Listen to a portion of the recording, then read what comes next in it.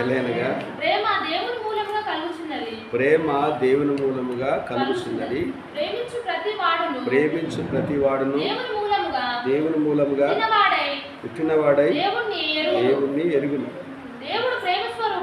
దేవుడు ప్రేమా స్వరూపి. ప్రేమ లేనివాడు దేవుణ్ణి ఎరగడు. మనము ఆయన ద్వారా జీవించినట్లు దేవుడు తన అద్వితీయ కుమారుని లోకంలోనికి పంపను. దీని వలన దేవుడు మన యందుంచిన ప్రేమను ప్రత్యక్షపరచబడింది.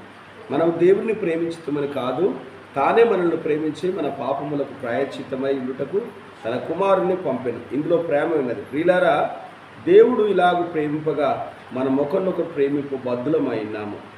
ఏ మానవుడు దేవుణ్ణి ఎప్పుడు చూసి ఉండలేదు.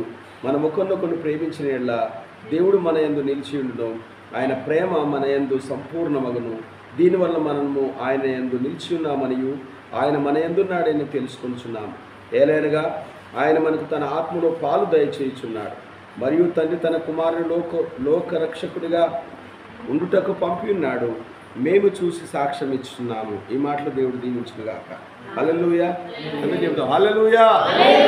అందరూ గట్టిగా హల్లెలూయా. ఒక చిన్న క్వశ్చన్కు జవాబు చెప్తా.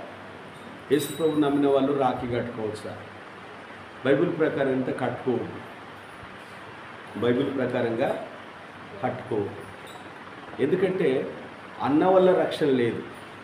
అన్నను నమ్ముకుంటే లాభం లేదు. అన్న వల్ల రక్షణ ఉందారా? ఎవరు సప్పు చెప్తలేరు కదా. దేవుని వల్లే రక్షణ. 118వ కీర్తన 9వ వచనం ఎవరైనా చూడండి.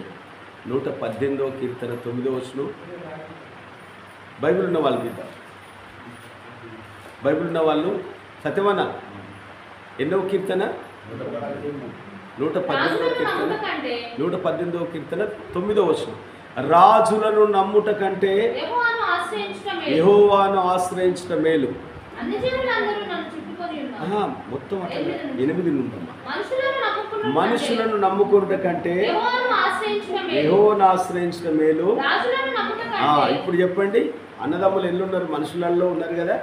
వాక్యం రాయబడి ఉంది, మనుషులను నమ్ముకుంట కంటే యెహోవాను ఆశ్రయించడం మేలు అని రాయబడి. ప్రియమైన వారులారా, ఈ పునరుత్థాన దినంలో ఒక అమూల్యమైన మంచి విషయాన్ని మీకు చెప్తారు. యేసుక్రీస్తుల వారు ప్రేమ అయి ఉన్నాడు. యేసుక్రీస్తుల వారు ఏమైనా చెప్పాలి అయ్యా. యేసుక్రీస్తుల వారు ఏమైనా సత్యమన్నా ప్రేమ అయి ఉన్నాడు. యేసుక్రీస్తుల వారు ప్రేమ. ప్రేమ అంటే మనకి లోకంలో కనపడేది తల్లి బిడ్డల ప్రేమ. ప్రేమ కాదు. తల్లి బిడ్డల ఎడల తనకి దేవుడిచ్చిన బాధ్యత. ఓకేనా? అది ప్రేమ కాదు, అది బాధ్యత. తల్లిగా తనకు ఉండవలసిన బాధ్యత. దేవుడు తన గర్భంలో వేశాడు, తన రక్తంలో వచ్చాడు కాబట్టి ఆ బాధ్యతను వాళ్ళు నెరవేర్చాలి. తర్వాత భార్యాభర్తల మధ్య కూడా బాధ్యతే. ఆ బాధ్యతను నెరవేర్చాలి. ఈ రోజున దేవుని ప్రేమను మనకు ఎట్లా ఏంటంటే చూపెడుతున్నాడంటే, ఒక సందర్భంలో అంటాడు 34వ కీర్తనలో, ఒక తల్లి అయినా మర్చిన కానీ ఆయన నిన్ను మరవని వాడు అని. ఒకరి తల్లి నిన్ను మర్చిన, ఒకరి తల్లి కంటే ఎక్కువగా నిన్ను ప్రేమిస్తున్నాడు. అంటే ఇప్పుడు తల్లి ప్రేమ కొంత మట్టుకే, తల్లి కంటే ఎక్కువగా నిన్ను ప్రేమిస్తున్నాడు దేవుడు సెలవిస్తున్నాడు. అర్థమైందా? ఇప్పుడు దేవుని ప్రేమ గొప్పదా, తల్లి ప్రేమ గొప్పదా? సత్యమన్నా? ఒక చెక్కును, ఒక 10,000 రూపాయల చెక్కును ఒక కవర్లో పెట్టి నీకు పంపిండు. చెక్కు గొప్పదా, పంపినోడు గొప్పోడా? చెల్లె చెప్పాలి. ఇప్పుడు చెక్కు గొప్పదంటే ఏంది? చెక్ ఎవరు? ఈ మమ్మీ. ఈ మమ్మీ ఆ చెక్కును జాగ్రత్తగా తీసుకొచ్చి ఇక్కడ డెలివరీ చేసింది. అంతే. దేవుడిచ్చిండు, కడుపులో 9 నెలలు మోసింది, బయట భూమి మీదకి ఇచ్చింది. అంతే కదా క్యారీ.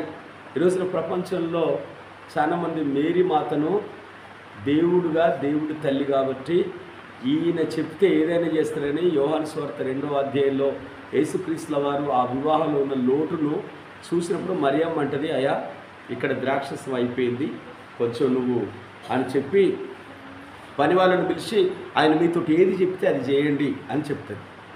అప్పుడు ఆయన అక్కడ ఉన్న నీళ్లు తీసుకొచ్చి రాతి బాణంలో పోసినప్పుడు 6 రాతి బాణాలు నింపారు, తీసుకుపోయి పెళ్లి వాళ్ళకి ఏమని ప్రభువు చెప్పాడు. అప్పుడు యేసే అంటాడు, నా సమయం ఇంకా రాలేదు అమ్మా, నువ్వు ఎందుకు నన్ను తొందర పెట్టుచున్నావు అంటే ఇప్పుడు దీన్ని బట్టి వాళ్ళ ఆలోచన ఏంటంటే, మరియమ్మ తల్లి ఏది చెప్పినా యేసయ్యే వింటాడు. ఇప్పుడు మరియమ్మ తల్లి ఎక్కడుంది? నీతిమంతుల లోకంలో పరదేశిలో ఉంది.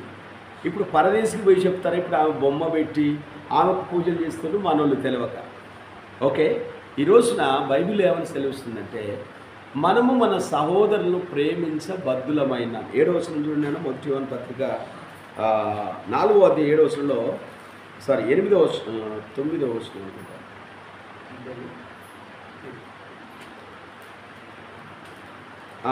7వ వచనం నాన్న. ప్రియులారా, మనం ఒకరము ప్రేమించుదుము. ఒకరినొకరు ప్రేమించుదు అనే మాటలో అర్థం ఏంటంటే ఒకరి కొరకు ఒకరు త్యాగం చేద్దాం. అవా యేసయ్య మనలో ప్రేమించిన రుజువేంటి? పరలోకంలో నుండి భూమి మీదకి ఇంకా నేను చూడాలి. పరలోకం నుండి భూమి మీదకి వచ్చి ఆగమైపోయిన మనల్ని ఈ జీవపు డంబములో నుండి, ఈ నేత్రాశలో నుండి, శరీరాశలో నుండి మనల్ని బయటికి తీసుకురావడానికి యేసుక్రీస్తుల వారు ఈ భూమి మీదకి వచ్చి అనేకమైన బోధలు చేసి మన శాప పాపాల నుండి మనకు విడుదల ఇవ్వడానికి తన అమూల్యమైన రక్తాన్ని చిందించి మనందరికీ విడుదలిచ్చాడు. హల్లెలూయా. ఇప్పుడు దేవుని ప్రేమ ఏంటో మనకు అర్థమవుతుంది. దేవుని ప్రేమ ఏంటి? చెల్లిడి చూడాలి. దేవుని ప్రేమ, తండ్రి ప్రేమ ఏంటి? తన అద్వితీయ కుమారుడు, తనకు ఉండబడిన కుమారుడైన యేసుక్రీస్తుల ఏకైక కుమారుణ్ణి మనందరి నిమిత్తము భూమి మీదకి పంపి అనేది చూడాలి. భూమి మీదకి పంపి తనను ఆ కల్వరి శిలువలో వధించి, ఎందుకంటే నా పాపాలు పోవాలంటే పరిశుద్ధమైన రక్తం కావాలి. ఆ రక్తం చేత నువ్వు నేను చేసిన ప్రతి అక్రమాన్ని, ప్రతి పాపాన్ని తన కుమారుని రక్తంతో శుద్ధి చేసి నిన్ను నన్ను తన కుమారుడిగా అనిపించుకోవడానికి యేసుక్రీస్తు ద్వారా మనల్ని కుమారులుగా అంగీకరిస్తున్నాడని ఎఫెసీయులకు రాసిన పత్రిక 1వ అధ్యాయం 4వ వచనంలో రాయబడింది. ఎఫెసీయులకు రాసిన పత్రిక 1వ అధ్యాయం 4వ వచనం చదివితే అక్కడ ఏమంటుందో ఒకసారి చదువు తొందరగా. ఎఫెసీయులకు రాసిన పత్రిక 1వ అధ్యాయం 4వ వచనం అని అయిపోయింది. ఎట్లనగా తన ప్రియునియందు తాను ఉచితముగా మనకు అనుగ్రహించిన తన కృపా మహిమకు కీర్తి కలుగునట్లు తన చిత్త ప్రకారమైన దయా సంకల్పము చొప్పున యేసుక్రీస్తు ద్వారా తనను కుమారులుగా అంగీకరించుటకై మనలను ముందుగా తన కోసము నిర్ణయించుకొని మనము తన ఎదుట పరిశుద్ధులమును నిర్దోషులమై ఉండవలనని జగత్తు పునాది వెయ్యబడక మునిపే ప్రేమ చేత ఆయన క్రీస్తులో మనలను చప్పట్లు కొడదాం. దేవునికి స్తోత్రం. హల్లెలూయా. జగత్తు అనగా ఈ భూమి ఆకాశాలు ఈ సమస్త సృష్టికి ముందే అని రాయబడింది.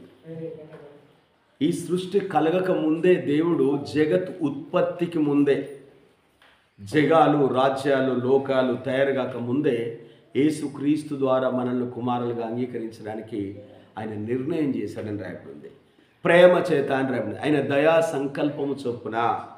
ఎందుకంటే మనం ఆయన ముందు నిలబడి చూస్తే ఆలోచనలో పడిపోయాం, నేత్రాశలో పడిపోయాం, శరీరాశలో పడిపోయాం, అన్ని రకాలుగా పడిపోయి ఆయన ఎదుట దోషులుగా ఆయన ఎదుట దోషులుగా ఉన్న మనల్ని ఆయన ప్రేమ చేత మనతో అంటున్నాడు, ఎవ్వడు దేవుణ్ణి ఎప్పుడు చూడలేదు కానీ తన కనపడే సహోదరుని ప్రేమించలేని వాడు తన చూడని దేవుణ్ణి ప్రేమించను లేడు అని రాయబడింది. ఇప్పుడు ఒక్క మాట చెప్పి ముగిస్తాను. మనం ఒకరినొకరు ప్రేమించబద్ధులమై ఉన్నామనే మాట మీకు అర్థమయ్యేటట్టు చెప్తాను. మనం ఒకరినొకరు ప్రేమించబద్ధులమై ఉన్నామంటే అందరిని చూడాలి. ఇప్పుడు మన ఇంటి ముందు వాళ్ళు, ఇంటి వెనుక వాళ్ళు, మన ఇంట్లో ఉన్న పిల్లలు వాళ్ళందరూ ఒక స్పాట్లో చనిపోతే వాళ్ళు నరకం వెళ్ళిపోతారు. లాలుబియా వాళ్ళు ఎక్కడికి వెళ్ళిపోతారు? నరకం వెళ్ళిపోతారు. మరి నరకం వెళ్ళిపోయే వాళ్ళకు నరకం ఉందని నీవు ఆ బోధ విన్నావు కదా, మీరు ఈ బోధ మనం విన్నాం కదా. ఎంతమందికి నరకం వెళ్ళిపోతాం చనిపోయిన తర్వాత మన ఇంట్లోకి మనం చెప్పుకున్నాం? అందరు ఇక్కడ కొద్దిగా హల్లెలూయా. ఎంతమంది మన ఇంట్లో మనం ప్రేమిస్తున్నాం?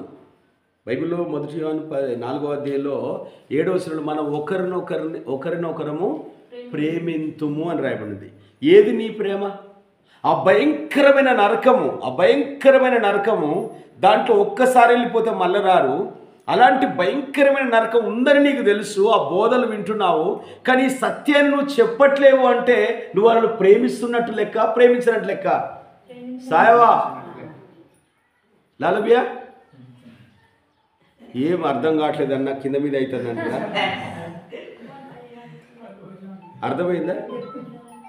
అలా ఇటు చూడండి, ఆ శాపం ఏంటిదో మనకు తెలుసు, ఆ పాపం ఏంటో మనకు తెలుసు, సాతాను బంధకాలు ఏంటియో మనకు తెలుసు, అపవాది ఉరులు ఏంటియో మనకు తెలుసు.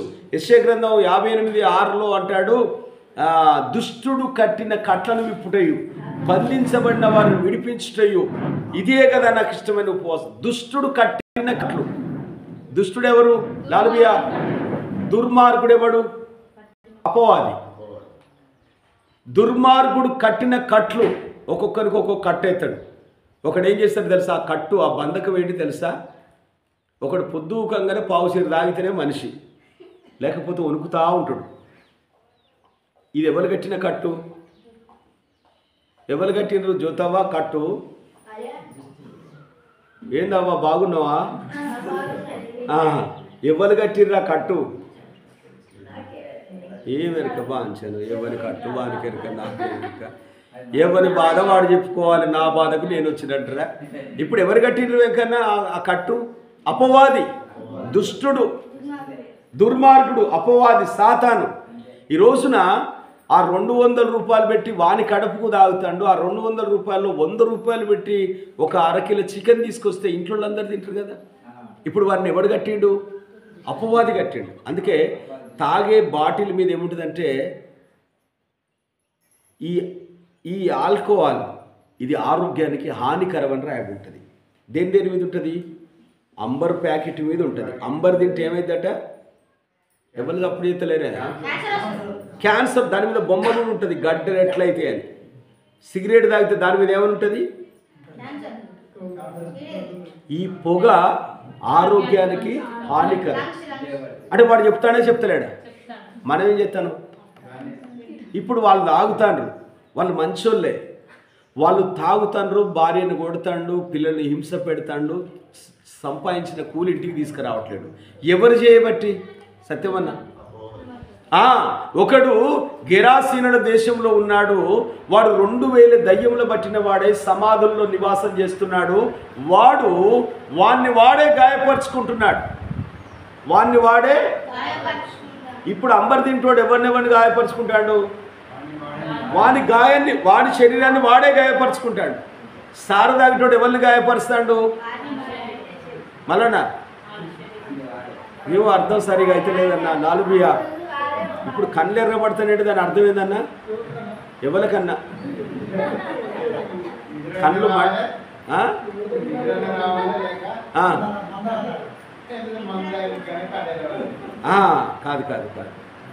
ఎందుకు ఎర్రబడతానే అంటే, నేను చెప్తాంటే కళ్ళు మండుతానే అన్నట్టు, అంతే కదా. అయితే ఇప్పుడు చెప్పండి, మీకు అర్థం కాడని చెప్తున్నా. ఈ రోజున నీకు ఈ సత్యము తెలిసి కూడా మనము ఇతరులకు చెప్ప బాధ్యులమై ఉన్నాం. తయారు చేసిన కంపెనీ చెప్తాడు, ఇగో దీనికి ఇది వస్తుందని చెప్తాడు. కానీ వాక్యం అంటుంది, మనము ఒకరినొక ప్రేమించబద్ధులమై ఉన్నాము, ఒకరినొకరు ప్రేమింతుము. ఏది మన ప్రేమ? ఆ భయంకరమైన నరకం ఉందని మనకు తెలుసు కదా. ఆ భయంకరమైన నరకలోకం నుండి ఎవడు కూడా తప్పించలేని మనకు తెలుసు కదా. మరి ఈ అమూల్యమైన విషయం మనం చెప్పకపోతే, యాకోబు పత్రిక 4:17 ఏముందంటే, ఏముంది ఇస్సాక్ పాస్టర్ గారు? 17 నాలిక కొరకు, పెదవన్న కొరకు, ఏలన్న కొరకు. కాబట్టి మేలైనది చెయ్యనెరిగి అలాగు చెయ్యని వానికి పాపము కలుగును. ఏం కలుగును? పాపము కలుగును. ఇప్పుడు వానికి కూడా తెలుసు, నేను తాగితే చనిపోతాను, ఇప్పుడు తాగితే నాకు క్యాన్సర్ వస్తుందని తెలుసు, తాగితే నా పిల్లలు ఆగమవుతారని తెలుసు, నా బిడ్డల పెళ్ళిళ్ళు కావాలని తెలుసు, నా కుటుంబం, నా భార్య ఆగమై రోడ్డు మీద బతుకుదని తెలుసు. బతుకున్నప్పుడు ఎన్నో రకాల టేక్ కేర్గా ఉంటాడు మనోడు. భార్య ఎవరికైనా చూస్తుందా, ఎవరితో మాట్లాడుతుందా, ఓ యమ జాగ్రత్త, మంచిదే, పర్లేదు. మరి వీడు నరవత్తాడు కత్తే ఎవరి సభ్యతలు ఒక అంతే కదా. ఇప్పుడు వీడు నడవంతరాన్ని తత్తడని నీకు తెలుసు, వీడు ఎక్కువ రోజులు బతకాలంటే ఈయన ఏం చేయాలి? ఆరోగ్యం గురించి జాగ్రత్త తీసుకోవాలి. జాగ్రత్త తీసుకోవాలంటే తన స్వాధీనంలో లేదు. ఎవనో బంధకాల్లో ఉన్నాడు, వాడు గాయపరుచుకుంటున్నాడు.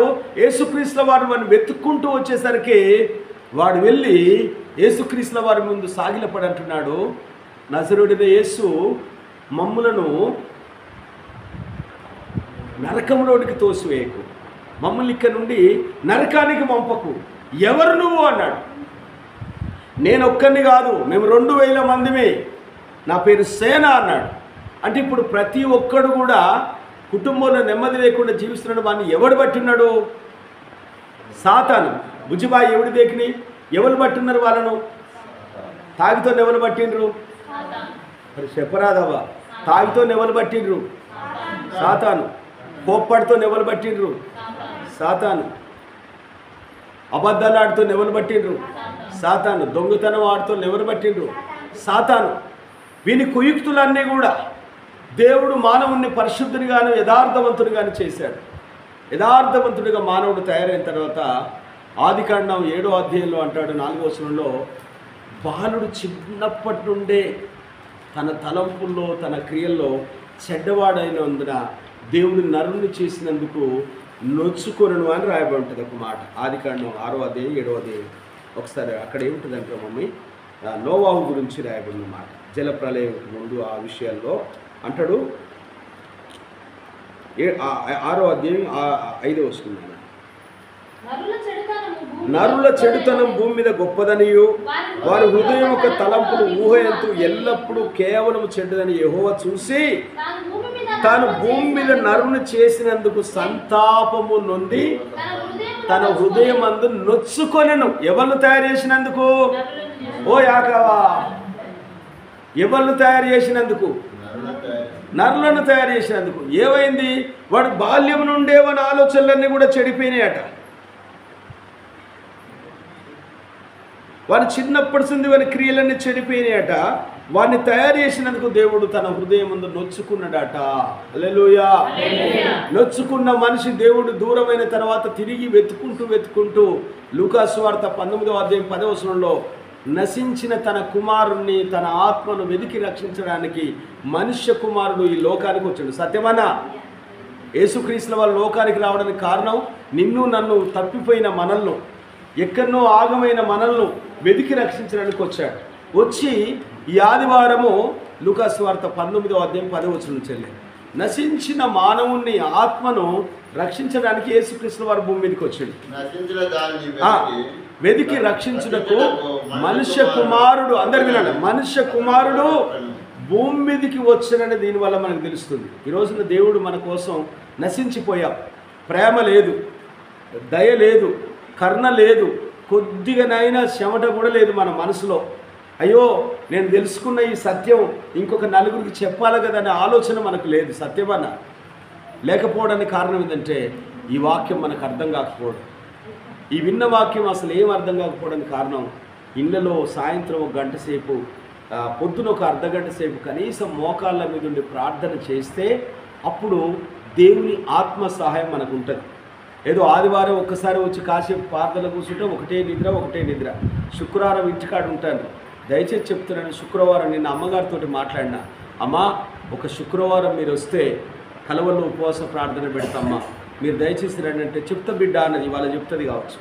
నేను చెప్తున్నాను, ఖాళీగా ఉంటే శుక్రవారం దయచేసి 9 గంటలకు రండి, మేము కూడా వస్తాం. నేను ఎందుకు ఈ రిక్వెస్ట్ చేస్తున్నా అంటే, మనం దేవుని సన్నిధిలో గోజాడదాం. దేవుని సన్నిధిలో మన పిల్లల గురించి, మన జీవితం గురించి దేవుని సన్నిధిలో విజ్ఞాపన చేద్దాం. మనకు ఆ బంధకాల నుండి మనకు విడుదల కావాలి, అపవాది ఉర్ల నుండి మనకు విడుదల కావాలి.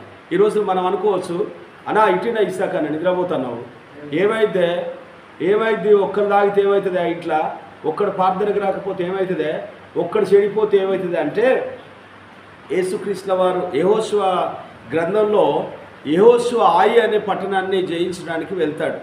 ఆయిలో కొద్దిమంది ఉన్నారు, అయినా ఒక 3000 మంది కలిసిపోతారు. వాళ్ళు ఉన్నది కొద్దిమందే. ఆ 3000 మంది పోతే చాలా మంది ఓడిపోతారు, గాయాల పాలవుతారు. వచ్చిన తర్వాత అందరు కూడా గాయాలతో ఉన్నప్పుడు సత్యమరెడ్డి చూడాలి, యెహోషువ దేవుని దగ్గర ఏడుస్తూ ఉంటాడు, అయ్యా మేము చిన్న పట్టణమైన హాయి మీదికి పోయినప్పుడు మేము ఓడిపోయాం. కారణం ఏంటంటే వాళ్ళు ఈ యొక్క వేరే అదరికి ముందు జయించిన పట్టణం మీదకి వెళ్ళినప్పుడు అక్కడ కొన్ని కొన్ని బంగారము కొన్ని వెండి కడ్డీలను ఆకాను అనేటోడు తీసుకొచ్చుకున్నాడు. సత్యమైన ఇటు చూడాలమ్మ ఇసాకన్నా ఏం తీసుకొచ్చుకున్నాడు ఏంటన్నా? శపించిన దేవుడు వద్దన్నాడు వాటిని, వాడు తీసుకొచ్చుకున్నాడు. ఎక్కడి నుండి? ఆ యొక్క శపితమైన దేశంలో నుండి యుద్ధం చేసి అది మొత్తం సమూలంగా నాశనం చేసి రండిరా బాబు అంటే ఎరికో పట్టణంలోకి వెళ్ళి సమూలంగా నాశనం చేసి రావాలి, అందులో ఏది మీరు తీసుకురావద్దని చెప్పింది. ఎరుకోని జయించినప్పుడు అందులో ఈ ఆకానంటుడు ఒక 3 బంగారం కడ్డిని ఒక 3 ఎండి కడ్డీలను తీసుకొచ్చుకొని డేరాల్లో పెట్టుకున్నాడు. అన్న ఇటు చూడాలే, ఇప్పుడు డేరాల్లో పెట్టుకున్నాడు. డేరాల్లో పెట్టుకొని తెల్లారి హాయి మీదికి పోతున్నారు. హాయిలో ఉన్నది చాలా కొద్ది మంది, 300 మందో 400 మందో. వాళ్ళ మీదికి పోవాలి. వాళ్ళ మీదికి పోతే ఇప్పుడు ఎంతమంది? 3000 మంది పోయినట్టు. 3000 మంది పోతే ఆ కొద్ది మంది చేత తుక్కు చచ్చిపోయిన చాలా మంది, గాయాల పాలైన ఉడుకొచ్చి నిలబడరు. ఏమైందిరా అంటే ఓడిపోయినారు. యెహోషువ లేచి దేవుడి సెల్లో ప్రార్థించారు, ప్రభువా ఎరికో గోడలు బలమైనవి, దాదాపుగా 40 ఫీట్ల వెడల్పు, 2 తాడి చెట్ల 150 ఫీట్ల ఎత్తు, అంటే 2 తాడి చెట్ల ఎత్తు, 40 ఫీట్ల ఎడల్పు గోడ, అంటే 2 రథాలు ఇటు ఇటు పోతాయట ఒకేసారి. అంత పెద్ద గోడను ఖాళీ 7 రోజులు స్తుతించినప్పుడు, మేము నిన్ను స్తోత్రం పాటలు పాడినప్పుడు గోడలు కూలిపోయినాయి. ఈ కొద్ది మంది మీదకి మేము 3000 మంది మీద ఓడిపోయినాం. కారణం ఏంటని అడిగితే దేవుడు మాట్లాడాడు, అరే మీ దాంట్లో ఒక్కడు నాకు వ్యతిరేకంగా ఉన్నాడు రా బాబో, అగో వాడి పేరు ఫలాని పేరు, మీరు సమాజాన్ని పిలిచి పరిశుద్ధపరచుకోండి అన్నాడు. యెహోషువకు దేవుడు చెప్పిండు ఎవరో అని, వీళ్ళు మోకరించి ప్రార్థన చేస్తాను. ఇస్తాకరెడ్డి చూడాలి, వీళ్ళు మోకరించి ప్రార్థన చేస్తూ ఉన్నారు. అందరు సమాజంగా కూడిండు. చెప్పిండు, అయ్యా మనం ఓడిపోవడానికి కారణం రాత్రి దేవుడు నాకు దర్శనంలో కనపడ్డాడు. చెప్పిండు విషయం. మనము ఈ యొక్క ఎరికో పట్టణం జయించినప్పుడు అందులో కొన్ని ఎవడో తీసుకొచ్చినాడు, ఎవరైనా తీసుకొచ్చి చెప్పండి అన్నాడు. పాపం ఆకాను భయభక్తులు గలవాడే, దేవునికి భయపడేటోడే. ఓ ఇసాకన్నా భయభక్తులు గల్లోడే, భయం ఉన్నోడే. ఆ భయభక్తులు కలిగినోడు భయపడి ముందుకొచ్చి, అయ్యా నేను మాత్రం ఎన్ని తెచ్చుకున్నా? 2 తెచ్చుకున్నా. ఏంటిది? ఎండి కడ్డీలు బంగారు కడ్డీలు తెచ్చి డేరాల్లో పెట్టుకున్నా. నేను చేయబట్టి అప్పజేయవచ్చుంది, నన్ను ఏమన్నా చేయండి అన్నాడు. అప్పుడు అక్కడ ఏం చేసింది తెలుసా? ఆకాను కుటుంబీకులను, ఆకాను గాడుగులను, ఆకానుకు ఉన్నటువంటి సమస్తాన్ని ఇశ్రాయేలు అందరూ రౌతులతో ఊరు బయటికి తీసుకుపోయి కొట్టి, ఇప్పటి వరకు ఆకాను మీద వేసిన రౌతులు పెద్ద కుప్పు ఉందట. ఎందుకు? వారిలో నుండి అవిధేయుణ్ణి, అయోగ్యుణ్ణి, దేవునికి భయపడని వాడిని, దేవుని మాట వినని వాడిని వారి నుండి బయటికి పంపించి మళ్ళా వాళ్ళు లేవకుండా రౌతులతో వారిని కూర్చివేసిండు. ఈ రోజున మనలో దేవునికి లోబడని దేవుడు, మనలో దేవునికి విధేయగా ఉండని ఏ ఆలోచన ఉంది? ఎక్కడ మన ఇంట్లో ఎవరు ఎగనెస్ట్గా ఉన్నారు దేవునికి? ఓ అలా చూడే, మనం అపజయ పాలు కావడానికి, అప్పుల పాలు కావడానికి, అనారోగ్యం పాలు కావడం ఎవరు? మన ఇంట్లో ఎవరు వ్యతిరేకంగా ఉన్నారు దేవునికి? ఎందుకున్నారు వాళ్ళు? నువ్వు నిజంగా యోహాను పత్రిక 4:7లో మనము మన సహోదరులను ప్రేమింతుము. ఏది నీ ప్రేమ? ఏది ప్రేమ? ఎక్కడ చెప్తాను ఇంట్లోలకు? అయ్యా మనం ఈ రకంగా ఉంటే దేవుని తీర్పుకు గురి అవుతాం, ఈ రకంగా ఉంటే మనం అపజయం పాలవుతాం, ఈ రకంగా ఉంటే మనం అనుకున్నది మనం గెలవలేము, ఈ రకంగా దేవునికి వ్యతిరేకంగా మన కుటుంబంలో ఉండి మనం ఎన్ని ప్రయత్నాలు చేసినా వ్యర్థమవుతాయి. సత్యమనా అని ఎంతమందికి చెప్తాను? దేవుడు అంటాడు, ఇదిగో నీ ప్రాణం పోవడానికి సమయమైంది, నీ ఇల్లును చక్కబెట్టుకో అని హిజ్కియాతో దేవుడు చెప్పాడు. టైం అయిందిరా బాబు, నువ్వు బతకవు, నీ ఇంట్లో నువ్వు సరి చేసుకోవాలి. ఎందుకు నువ్వు సరి చేసుకోవాలి? ఎక్కడెక్కడ తప్పిపోతున్నావు? ఏ విషయాల్లో దేవునికి వ్యతిరేకంగా ఉన్నావు? సాయంత్రం కాగానే అన్నం పెట్టే ముందు ఉపలక్క, అన్నం పెట్టే ముందు అందరు రా ఒక పాట పాడండి, ఆ బైబిల్ చదవండి, అందరం ప్రార్థన చేసుకుందాం అప్పుడు తిందామని అనుకోండి. ఉదయం లేవగానే మీరు పొద్దుగా లేస్తే ఓయా బిడ్డ లేరా బాగుపడతామంట దేవుని వల్ల మన సమస్య నుండి శోధన నుండి ఈ అపవాది బంధకాల నుండి విడుదల జరుగుతుంది. లేచి మోకరించి ఒక పాట పాడదాం అని మన ఇంట్లోకి మనమే చెప్పాలి. ఇప్పుడు గవర్నమెంట్ అక్కడేవాడో ఉత్తగానే చీరలు పంచి పెడతానట. ఆ ఉత్తగా చీరలు పంచి పెడితే ఒక్కళ్ళు తెచ్చుకుంటే అవుతుంది, కానీ వచ్చుకుంటే ఆ తల్లి ఉండదు, ప్రేమ గల తల్లి. ఓర్లా అక్కడ పంచుతారు, ఓర్లా అక్కడ పంచుతారు, ఉత్తగానే చెప్తుంది. ఈ గొప్ప రక్షణ గురించి నువ్వు చెప్పట్లేవంటే ఇప్పుడు నువ్వు ప్రేమించినట్టు ఐదర్లో లాలబియా ఈ సత్యము నీకు తెలుసు. ఇప్పుడు నా బిడ్డ రాదన్నా, నా కొడుకు రాడన్నా, వాళ్ళు దిగరన్నా, వాళ్ళు ప్రభువులో ఉండరన్నా, ఒకవేళ నువ్వు చెప్తున్నా కరెక్టే. వాక్యం అంటుంది మనం మన సహోదరులను ప్రేమించాలి. ఏది ప్రేమ? ఒక్క మాట సాయం చేయట్లేం కదా. ఉపలక అయ్యో చనిపోతే నిత్య నరకంలో పడిపోతారు కదా, ఈ సత్యం గురించి వాళ్ళకి ఎందుకు చెప్పట్లేము? చెప్పరా? లేచి నిలబడ్డా. మీరందరూ చూస్తే నిద్రలు పోతుండ్రు. సరే లేచి నిలబడదాం. మీకు అందరం లేచి అందరం నిలబడదాం అందరం కూడా. దేవా చనిపోయిన తర్వాత నిత్య నరకం ఉంది, అందరం లేచి నిలబడదాం